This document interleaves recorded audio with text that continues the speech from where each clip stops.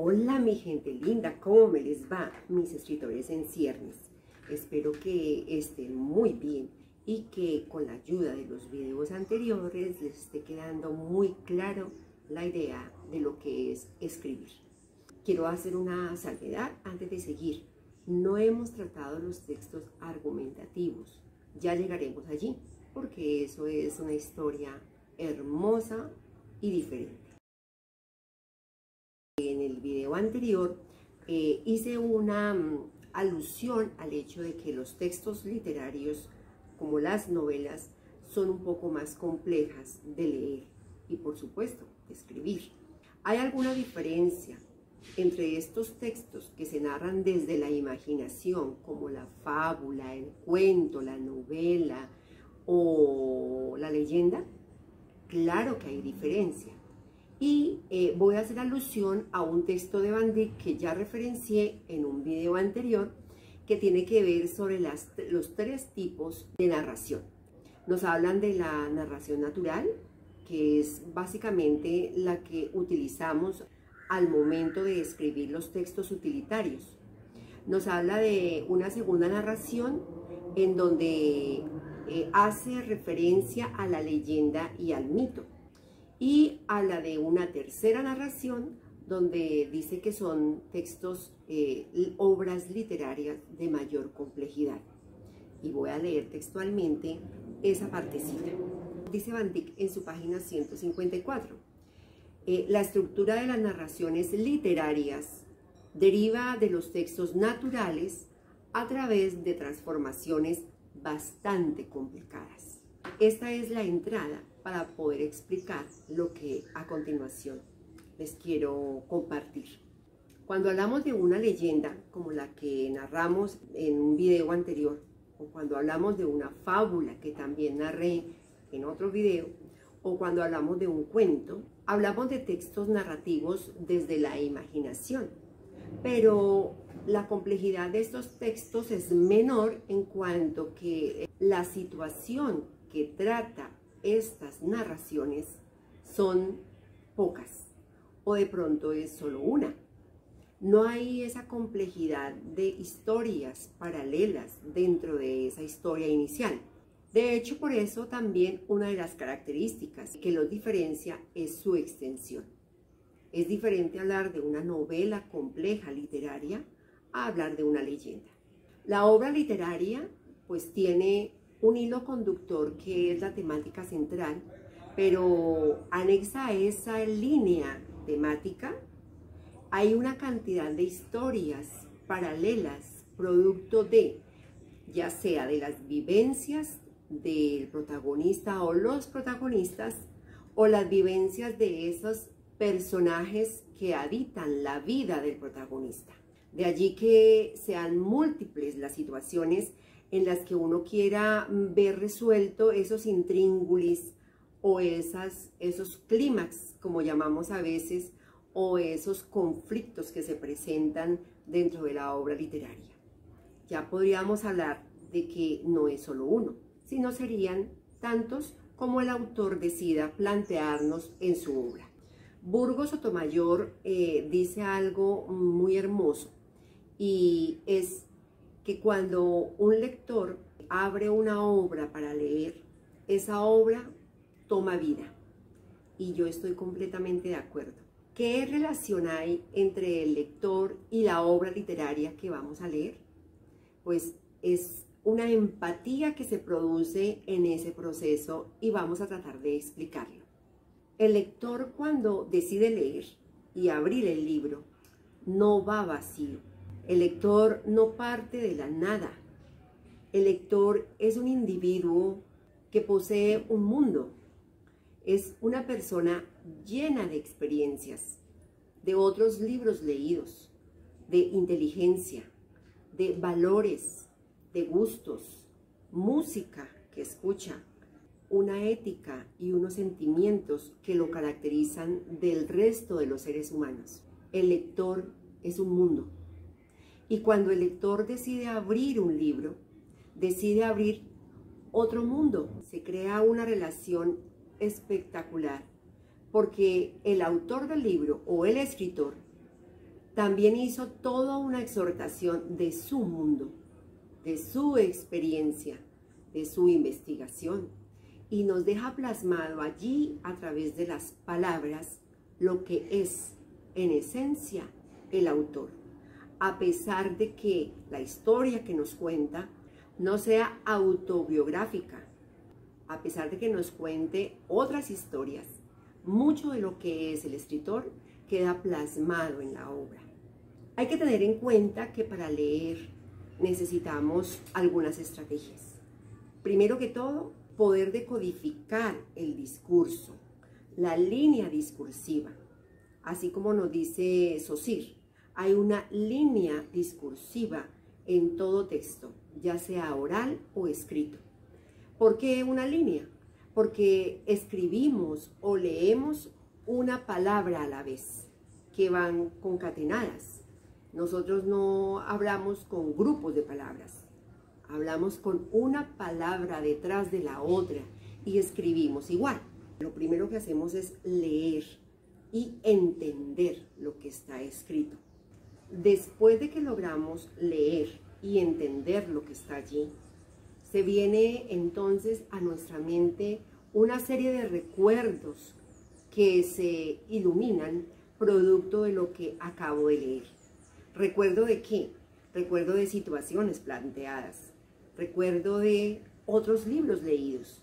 Incluso empezamos a crear prototipos de situaciones o prototipos de personajes. Esos recuerdos vienen entonces también a potenciar lo que es la imaginación. Y tratamos de abstraer del libro, a través de las letras y de las palabras, lo que el autor nos quiere recrear, lo que el autor nos quiere proponer. Y entonces tenemos que imaginar cómo es esa casa que él está contándonos a través de las palabras, o cómo es el paisaje, o cómo es la persona, o cómo es el sentimiento de los personajes. La imaginación se dispara y empezamos a trabajar y a darle forma a todos esos elementos que el autor nos propone en ese discurso lineal. También se potencia en la lectura o durante la lectura todo ese arsenal que tenemos desde lo moral, nuestros sentimientos. Se nos agranda el corazón de dicha cuando leemos situaciones que nos gustan, ya sea la caricia del amado, ya sea el beso de la madre, ya sea la palabra oportuna y perfecta, o también se nos achica el corazón del dolor por la partida del protagonista, o por la muerte de alguien, o por el fracaso de alguno de los personajes. Somos personas susceptibles a ese sentimiento producto de la relación que surge al momento de empezar el proceso de lectura, que básicamente es el encuentro de dos mundos. Es importante anotar que la ética del lector es de vital importancia. Muchas de las cosas que leemos las validamos o las rechazamos y quedamos con ellas como parte de nuestra experiencia lectora, o a través de la lectura validamos muchas acciones de los seres humanos que desde nuestra cotidianidad, ya sea que aprobamos o rechazamos. Con relación a los contextos, el autor nos propone un espacio físico. Ese espacio físico puede ser un continente, Europa, Asia, África, América. Dentro de ese continente también nos propone un contexto local. Entonces podemos incluso, dentro del contexto, podemos hablar de una galaxia, ¿sí? Si hablamos de literatura de ficción. Y dentro de ese contexto general hay un contexto local, que es donde se desarrolla la obra. Puede ser una aldea, puede ser un laboratorio, puede ser un planeta, puede ser una tribu, un grupo social, una ciudad, una metrópoli. Esos contextos son importantes tenerlos en cuenta e irlos referenciando. Ese contexto del espacio físico trae consigo también un contexto político. Si este es el espacio físico, entonces la pregunta que nos haríamos es, bueno, ¿y cómo está organizado ese grupo que vive allí, esa sociedad? ¿Cómo está gobernada esa galaxia? ¿Cómo políticamente se distribuyen sus espacios de convivencia? Y después de que tengamos claro ese contexto político, vamos a tener en cuenta un contexto social. Y es justamente las personas que habitan en ese contexto espacial, monitoreados por ese contexto político, quienes elaboran, conforman, construyen las sociedades. Todas sus costumbres, su estilo de vida, su idioma, los hábitos, sus creencias, su cultura, nos dan las características de esa sociedad.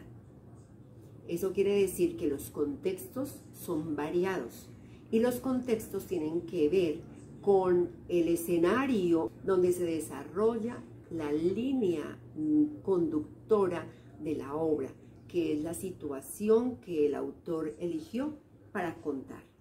Leer una obra literaria, una novela literaria, es bastante complejo, no porque sea difícil o imposible de leer, no, cualquiera de nosotros puede leerla, sino porque exige todo un acervo que se pone a prueba al momento de la lectura. Es un acto de compenetración, es un acto de reconocimiento del mundo que me propone el autor, pero también del mundo del lector.